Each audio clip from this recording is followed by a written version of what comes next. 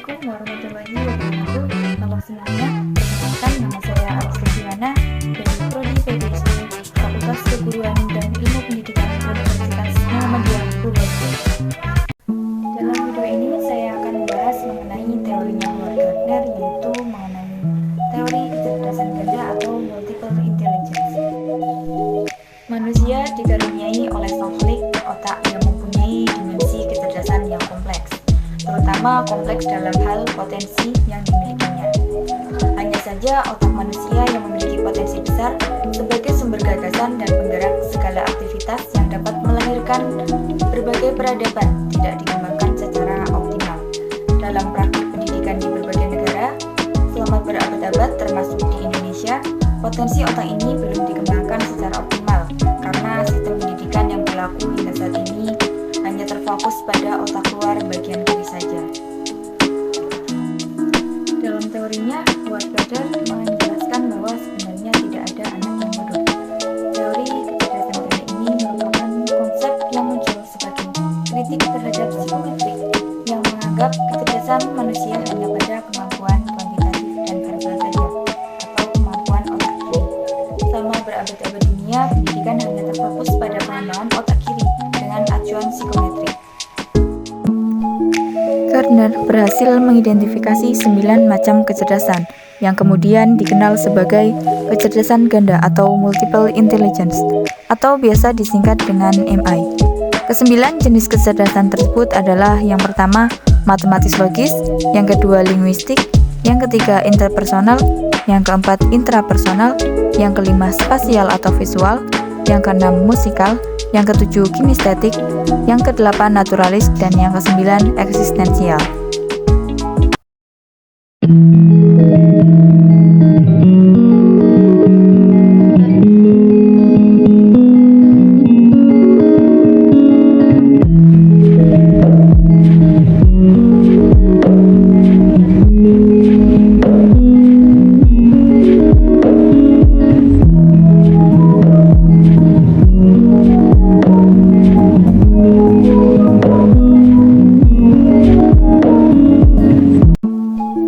Kecerdasan seringkali ditentukan dari nilai ujian di sekolah, IPK di perkuliahan, atau tes IQ. Namun, ahli psikologi Howard Gardner mengemukakan teori kecerdasan ganda yang menunjukkan bahwa seseorang bisa menjadi cerdas tidak hanya dari kepintaran matematika atau pintar banyak bahasa saja. Menurut Gardner, dengan teori tersebut, anak-anak sekolah dapat mengembangkan 9 jenis kecerdasan dan mempelajarinya untuk kekuatan dan kelemahan mereka. Sebab, teori kecerdasan ganda Gardner mengusulkan bahwa manusia tidak dilahirkan dengan semua kecerdasan yang harus dimiliki. Konsep MI merupakan kritik terhadap psikometrik yang biasa digunakan untuk mengukur kecerdasan manusia yang hanya bertumbuh pada kekuatan otak kiri manusia. Selama ini, pengukuran kecerdasan hanya pada aspek kuantitatif atau logikal dan verbal. Manusia yang memiliki skor rendah berdasarkan tes tersebut dianggap memiliki tingkat kecerdasan rendah atau biasa disebut IQ rendah. Pengukuran kecerdasan dengan IQ dalam perkembangannya dianggap tidak representatif karena ada banyak fakta manusia dengan IQ rendah tetapi ternyata dalam hidupnya lebih sukses daripada orang yang mempunyai tingkat IQ tinggi. Orang dengan IQ yang pas-pasan ternyata dapat mempunyai keahlian yang hebat dalam bidang-bidang tertentu seperti ahli melukis, ahli olahraga, ahli menyanyi, dan lainnya. Kekuatan yang mendorong tes-tes MI adalah bahwa tes-tes yang biasa dilakukan inkonsisten terhadap teori-teori ilmiah besar yang mapan. MI bukanlah suatu domain atau disiplin ilmu tersendiri. Konsep MI merupakan suatu jenis konstruk baru, tetapi MI tidak sama dengan style atau gaya pembelajaran, gaya kognitif, atau gaya bekerja. Nah, dalam keadaan ini, otak kiri berperan dalam pemrosesan logika atau matematika, kata-kata verbal, dan urutan yang dominan untuk pembelajaran. Sementara otak kanan yang berurusan dengan irama musik, gambar, dan imajinasi kreatif belum mendapat bagian yang proporsional untuk dikembangkan. Teori multiple intelligence melahirkan suatu paradigma baru dalam penyelenggaraan kegiatan pembelajaran. Pertama, perubahan pola pikir para guru.